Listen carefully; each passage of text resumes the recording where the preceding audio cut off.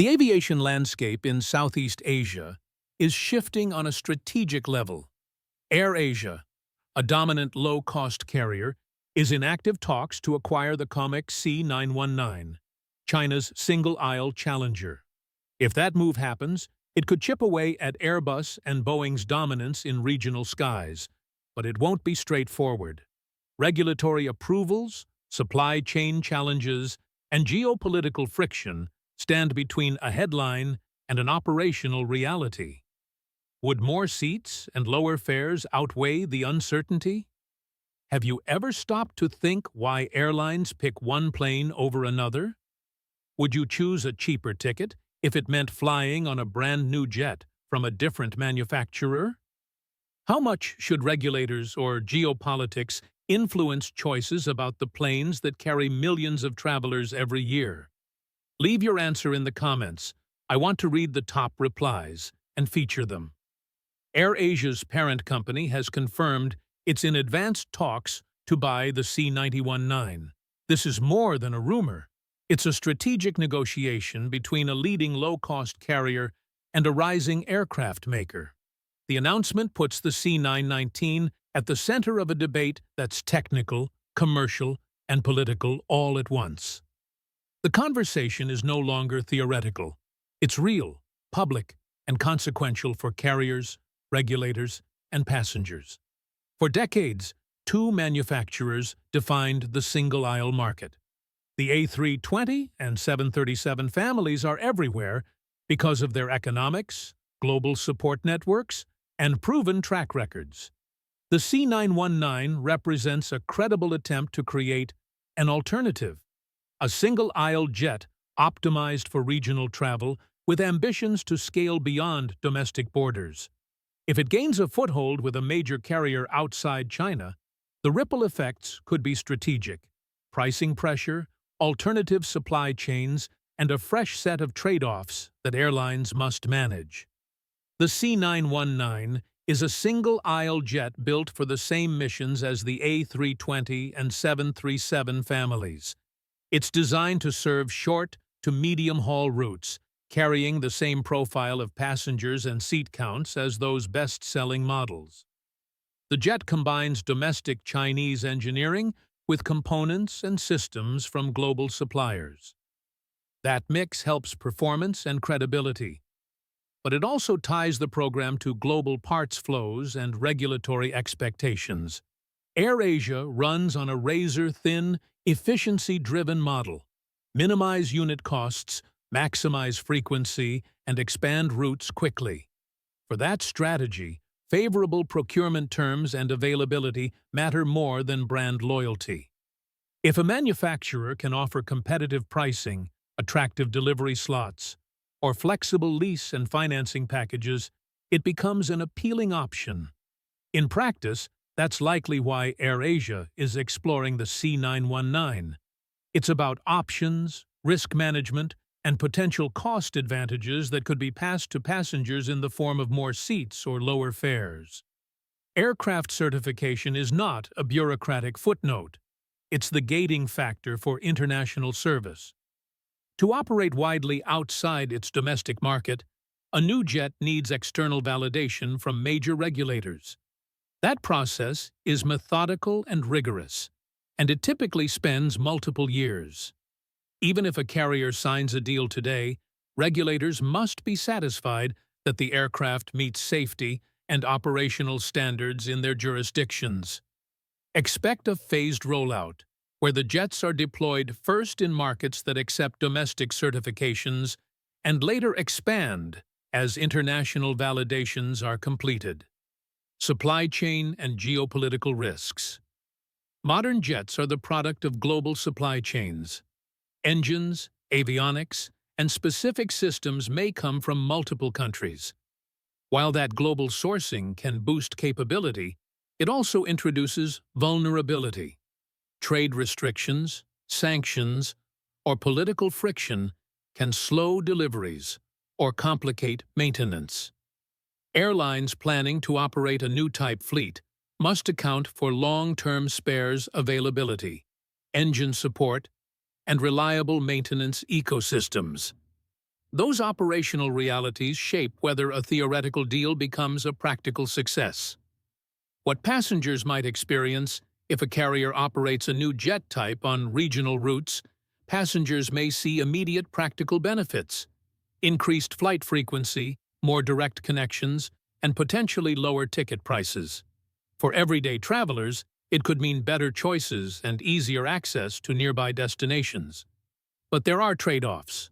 Early operations sometimes include teething problems with logistics or scheduling as crews train and spare parts. Pipelines stabilize. Ultimately, for most passengers, price and schedule matter most. If a new plane can reliably deliver both, adoption will be fast. The business case: cost, timing, and financing. For airlines, aircraft procurement is a capital-intensive puzzle.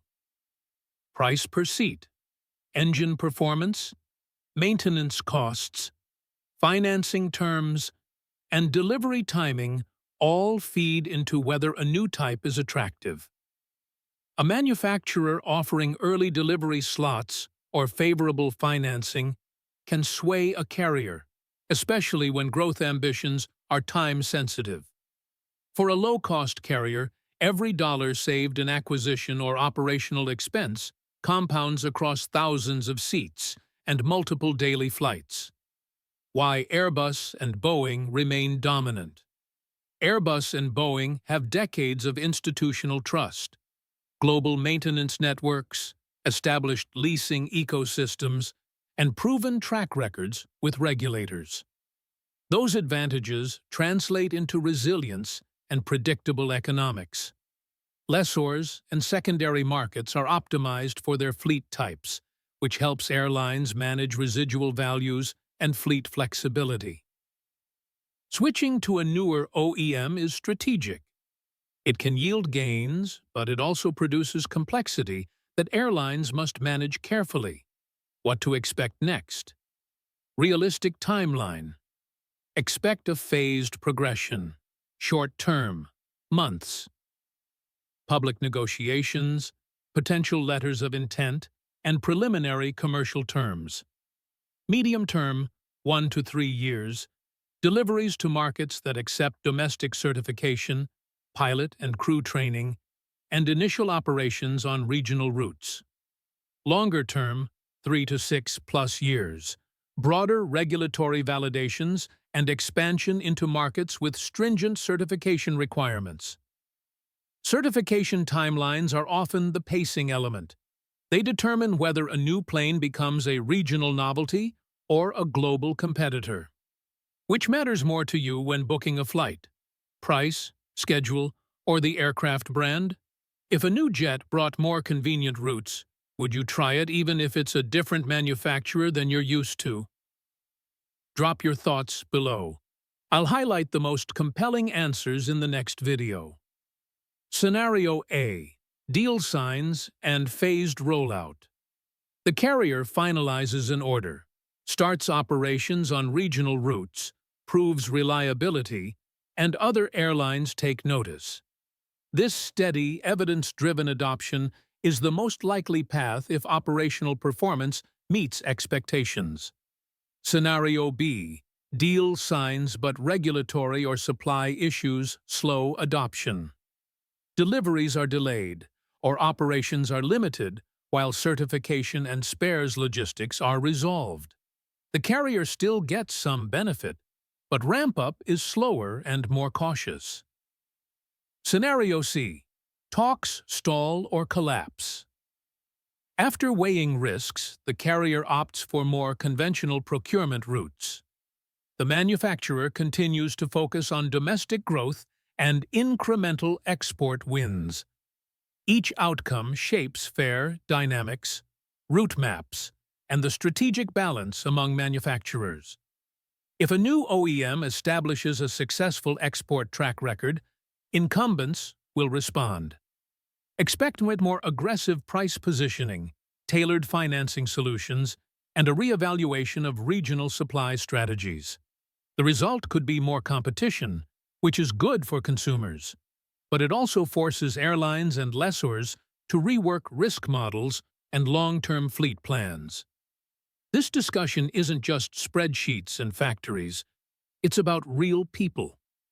A family saving for a holiday could see meaningful changes: lower fares, more options, or new direct routes that reduce travel time. On the other hand, disruptions during early adoption, delayed spares, or operational limits can affect schedules and cause frustration. Those everyday trade-offs determine public sentiment more than technical specs ever will. To keep viewers hooked, the script uses a mix of relatable scenarios, family travel, commuter choices, and business trips.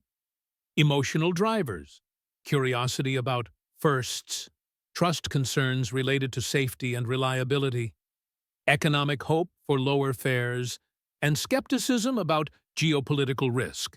Structural triggers, present tense news updates, counterfactual scenarios, suspenseful timelines, and a forward-looking outlook.